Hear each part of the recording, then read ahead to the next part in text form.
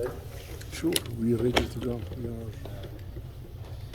بسم الله الرحمن الرحيم نحمده ونصلي على رسوله الكريم أما بعد. الثامن, the 8th hadith in the chapter of Muraqabah from Riyadh al-Salihin. Imam Nawawi rahmatullahi alayhi narrates from Abu Hurairah radiyallahu anhu. عن أبي هريرة رضي الله عنه قال قال رسول الله صلى الله عليه وسلم من حسن إسلام المرء تركه ما لا يعنيه حديث حسن رواه الترمذي وغيره. Nabi sallallahu alayhi wasallam said, from the excellence of a person's Islam is that they leave la ya'ni, that which is la ya'ni. What does la ya'ni mean? Inshallah we'll come to this. But this hadith is a hadith that is extremely comprehensive, to the point that we could say it's one of the most comprehensive hadiths. You know, Imam Abu Dawud, we've heard the name, right? Imam Abu Dawud. There's the famous 6 books of hadith. Doesn't mean that there's not more books than than these 6. It doesn't mean that you can't find Sahih hadith in other books either. Like you could say for my friend here, Muhammad, the Muwatta of Imam Malik is more Sahih than all of them. But it's not included in this 6. But khair, Imam Abu Dawud is one of the big Imams, right, of hadith. So he narrates that he learned 500,000 ahadith. Imam Abu Dawud. Now he knows 500,000 ahadith, but he wants to benefit the people. So he's not going to convey all 500,000. Nobody will ever read the book. So from those 500,000 hadiths, he chose around 5,000. Some say 4,800, between 4,800 and 5,000 hadiths. And those are the ahadiths that you'll find in his book, Sunan Abi Dawud. Right? But he said, I looked further into Sunan Abi Dawud and I found 4 ahadiths. And these 4 ahadiths are the crux of my book. And if any Muslim were to learn these 4 ahadiths and internalize them, they will be able to live their entire life without problem. Because remember, there's specific situations that come up and you'll have to find out about them. When a person knows general principles, you'll know how to navigate through most difficulties that come in your life, most situations that arise in your life. Even if you don't know exactly what to do, you have a guiding principle, you have a guiding light. You have some idea, you're not totally in the dark. So what are these 4 ahadiths? One of them is إِنَّمَا الْأَعْمَالُ بِالنِّيَّاتِ. It came right at the beginning of this book, at the beginning of many other books.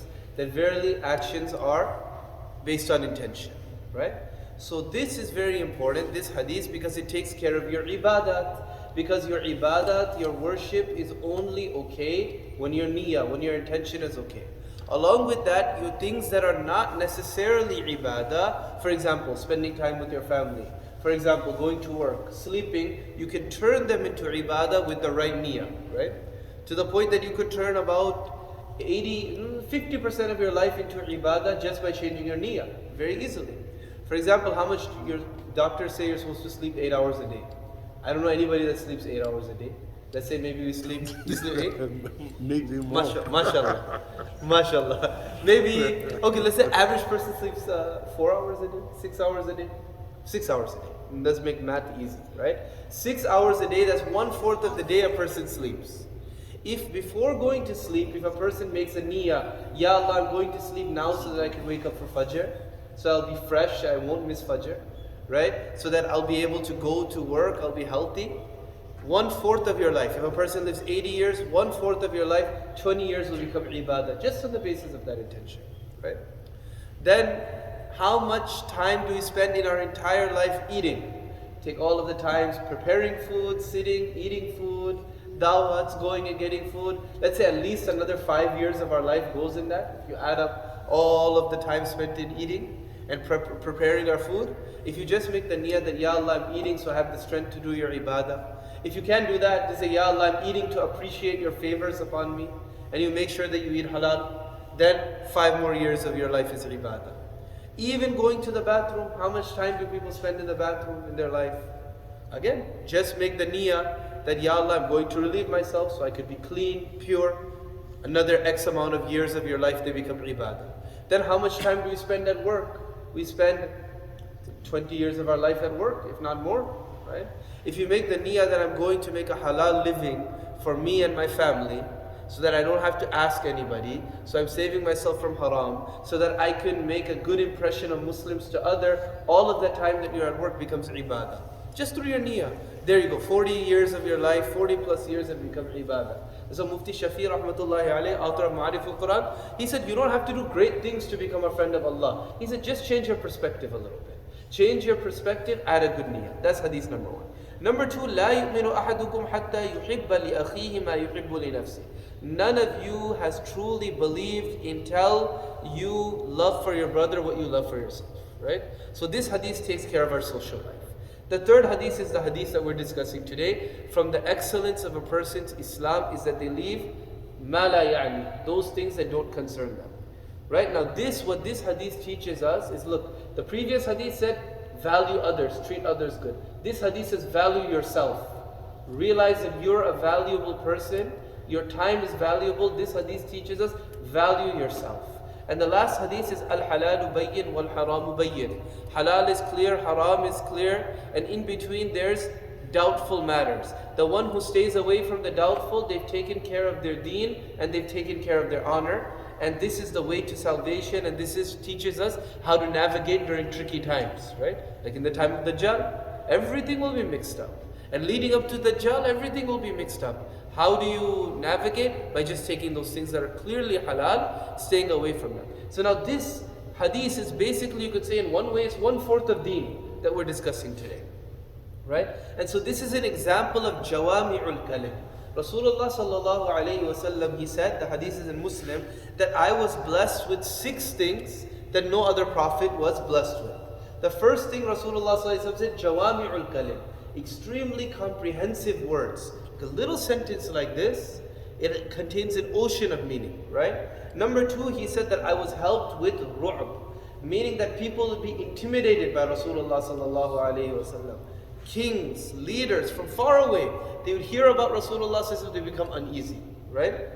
Then Rasulullah sallallahu alayhi wasallam said, my ummah was given the spoils of war. In the previous ummahs, when they won a war, they would have to gather all of the spoils of war, all of the ghanimat, and they would have to go and they would put it on a hill, and then a fire would come and burn it, and this would be a sign that the jihad has been accepted. I'll tell you a funny story about Mali Ghanima too. One time one person, he came to me here, and he said that I was coming out of Walmart, and I saw that like a phone charger had fallen in my cart. So what should I do? I said, take it back inside. He said, I have it with me. I didn't take it back inside. I said, okay, next time you go, just give it back. Say, I accidentally took this. He said, no, it's not. Is it not Mali Ghanima? Is it not spoils of war? I said, no, there's no war against Walmart. Right? So you have to give it back, right? Then number 4, Rasulullah sallallahu alaihi wasallam said, the earth has been made a masjid and a means of purification for me. The other ummahs, you had to go to the masjid to pray, you had to go to specific places to pray. Whereas for this ummah, it's best to come to the masjid, but you could pray anywhere. Similarly, you could use the earth to purify yourself. Number 5, Rasulullah said, I was sent to all of mankind, not just local. But most of the other Anbiya, they were sent locally to their nation. And number 6, Rasulullah said, I am the seal of prophethood. There's no prophets after me. Okay, so now this hadith, it's jawami'ul kalim, very, very concise, but very deep. So what does la ya'ni mean? La ya'ni means it doesn't concern you. It has no meaning. It's bekar. It's worthless. So what can be la ya'ni? Speech. There's a lot of la ya'ni speech. Actions, thoughts, and things. Things is if you go in your house, and look at, sometimes you'll see in the corner of your house you just have a pot, right? There's a pot over there. What are you doing? Nothing. Is there anything in there? Nothing. Are there flowers in there? Nothing. Why is it there? Just for decoration.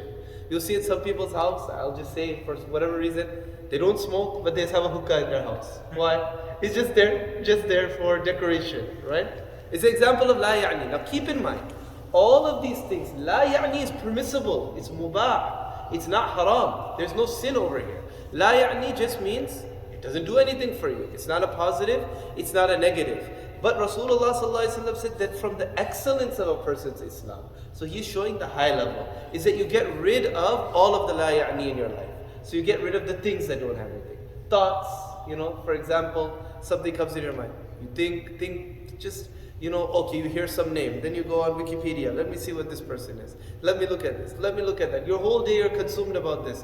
Or, you know, what is this, Tom Brady, what's going on in his personal life? Is this happening? Is that happening? Let me go search 100 times. Let me search about this celebrity. Let me see what's, you know, how did this guy, what was that guy? Aaron Carter, how did he die? How did this person die? It doesn't do anything, you just think and you spend a lot of time in it. Or you could be thinking about Allah subhanahu wa ta'ala.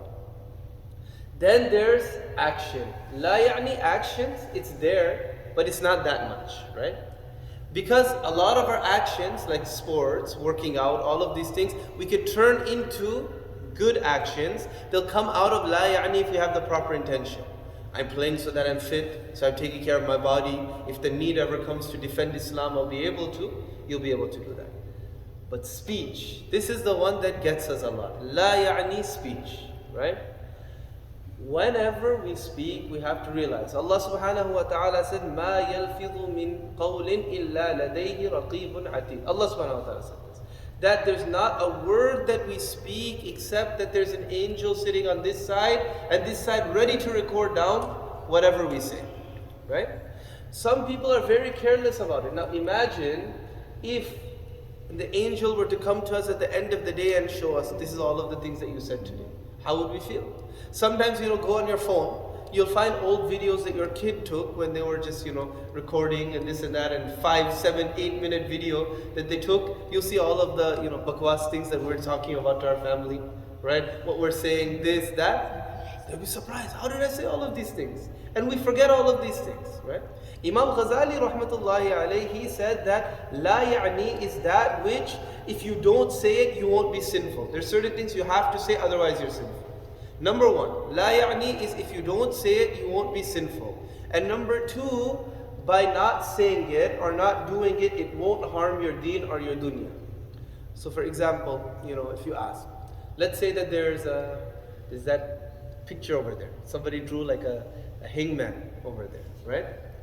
Abdullah is aware of it. It'll get taken care of, right? At some point or the other. But if somebody comes in, they look at it. Maybe you can tell Abdullah, that's not la ya'ni. But if you ask somebody else, how long has it been there? Kaun likhe honge? Kaun kare? How did they do it? Did they get a ladder? What? And I'm sure people have had this discussion before, right?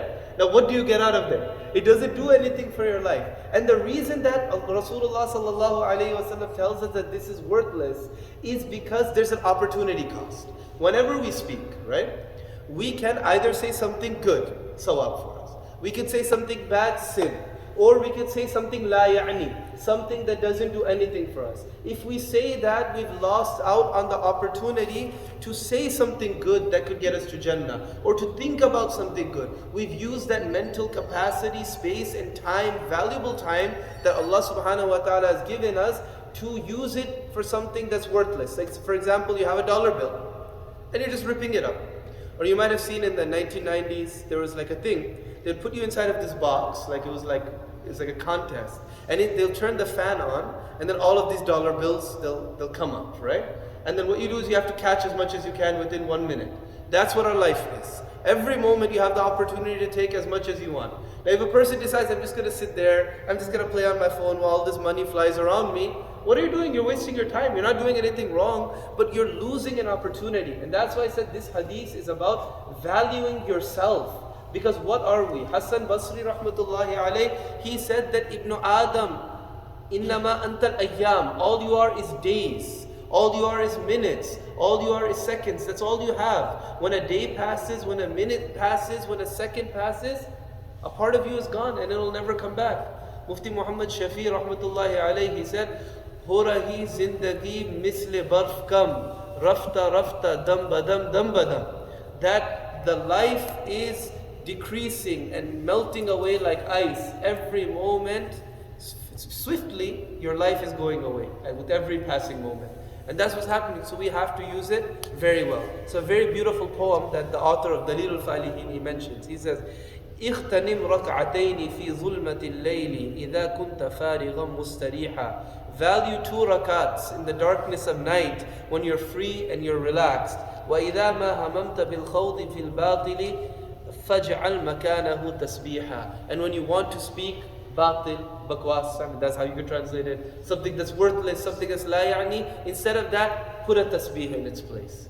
Take tasbih. This is something that we have to realize. Value ourselves. You know, Minhaj Bhai, he knows why I sit out there before salats.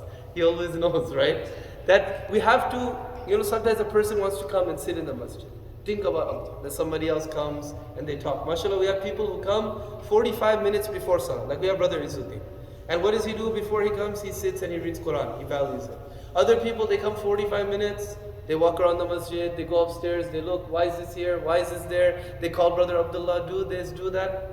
It's just a conversation. It's a social hour. Not criticizing.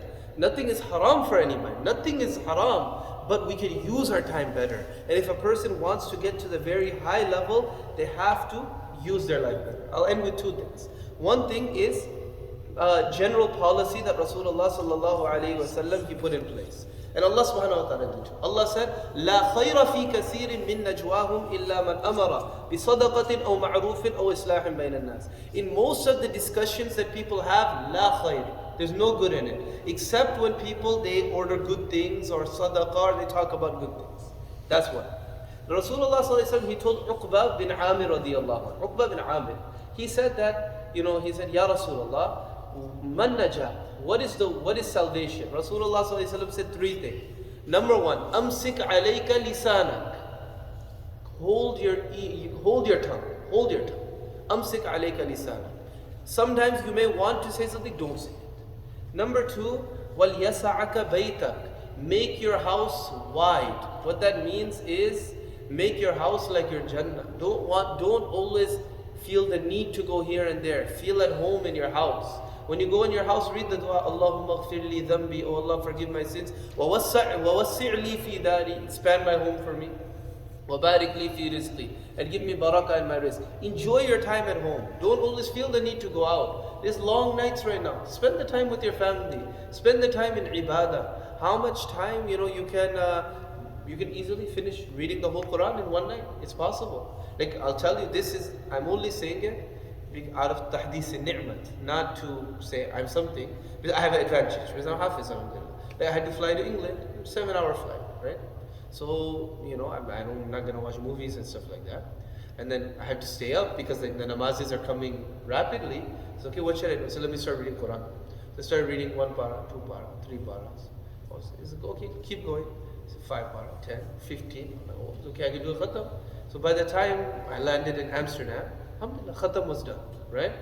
But that's because I'm hafiz. But there's a lot of hafizes in this community. Even if you're not hafiz, but you read a lot of Quran, I'm sure in these nights you could easily read 5 to 10 paras, right? Challenge yourself one night. This was the way of our tabi'een. This is what the tabi'een would do. This is what the Sahaba radiallahu anhu used to do.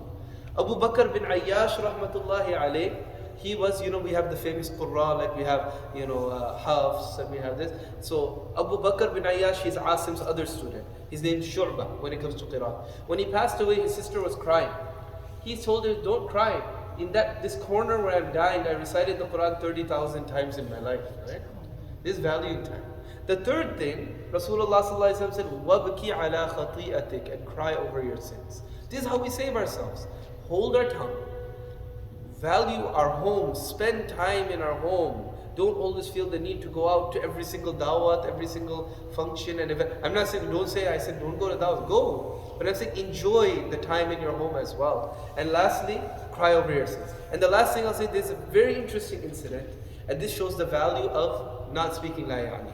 We've heard the name Abdullah bin Mubarak, right? Abdullah bin Mubarak is one person in Islamic history nobody has a problem with. Some people, na'udhu billah, they have problem with Nabi sallallahu alayhi wasallam too. Because they said Jibreel alayhi salam made a mistake. He went to the wrong person. Na'udhu billah, na'udhu billah. Some people, they have problem with Imam Bukhari, with Imam Muslim. But Abdullah bin Mubarak, Sunnis like him, Shias like him, Kharijis like him, everybody likes him. Says Abdullah bin Mubarak, he's an interesting person. Well, he divided his life. 1 year he would spend in teaching. He was a student of Imam Malik and Imam Abu Hanifa. 1 year he would teach. 1 year he would do business, and with this money that he would get in the business, he would go to Hajj, then he would go and fight jihad, then he'd go back to teaching, then he'd do business again for 1 year. So 1 year he was returning from Hajj, and he saw a woman wandering around, right? He saw this woman wandering around, so he said to her, Assalamu alaikum. So the old woman is wandering around. So instead of saying Wa alaikum assalam, she says to him, Salamun qawlan min Rabbir Rahim. He said, ayah from Surah Yasin. He said, what is this? He said, what happened? What are you doing? Why are you wandering around? She says, Man yudlilillahu fala hadiya lah. Whoever Allah misguides, whoever Allah causes to go astray, nobody can guide them. So he said, oh, she's lost. So where are you from? Subhanalladhi asra bi'abdihi laylan min al-masjid al-harami ila al-masjid al-aqsa. He said, oh, okay, she came to Hajj in Makkah and she's from Baitul Maqdis, she's from Jerusalem. So then he said, okay, do you have any family, right? She said, I think it was Rabbi habli min ladunka zurriyatan tayyibah or something like, oh Allah, give me good children. So okay, you have sons. He said, what are your sons' names? She said, وَاتَّخَذَ اللَّهُ إِبْرَاهِيمَ خَلِيلًا وَكَلَّمَ اللَّهُ مُوسَى تَكْلِيمًا. And one other ayah, right? That Ibrahim he's meaning, so my son's name is Ibrahim and I have a son named, Musa, Ibrahim and one other prophet. She mentioned an ayah with وَاتَّخَذَ اللَّهُ إِبْرَاهِيمَ خَلِيلًا وَكَلَّمَ اللَّهُ مُوسَى تَكْلِيمًا and Ya Yahya khudil kitab biquwwa. So okay, how will I know who your children are? وَعَلَامَاتْ وَبِالنَّجْمِ هُمْ يَهْتَدُونَ. وَعَلَامَات means they're the leaders of the group. So finally when, throughout the thing, I did khutbah about this one time, right? I mentioned all of the ayahs, like 17, 18 ayahs that Abdullah bin Mubarak, he mentions, that anything that happened, she would answer, she would speak to him in an ayah of Quran. So finally when she saw her sons, he gave her, dropped her off to her sons, and he asked his sons, why does your mother do this? She said, 40 years ago, she heard this ayah, مَا يَلْفِظُ مِنْ قَوْلٍ إِلَّا لَدَيْهِ رَقِيبٌ عَتِيدٌ, that there's not a word that comes out except that there's guardians ready noting it down. So and she was Hafiza. So she decided that, so on the day of judgment, the only thing I want in my book of deeds, I just want Quran, Quran, Quran. So for 40 years, she spoke only Quran, right? So subhanAllah, that's how people in the past, they valued their time, their words, their action. Inshallah, it's difficult for us to do. We should try. And remember one other thing. Anything you text, this also counts as speech. Okay? May Allah subhanahu wa ta'ala That's difficult. allow us to value our time. Akhiru da'wana alhamdulillahi rabbil alamin. MashaAllah. Thank you very much.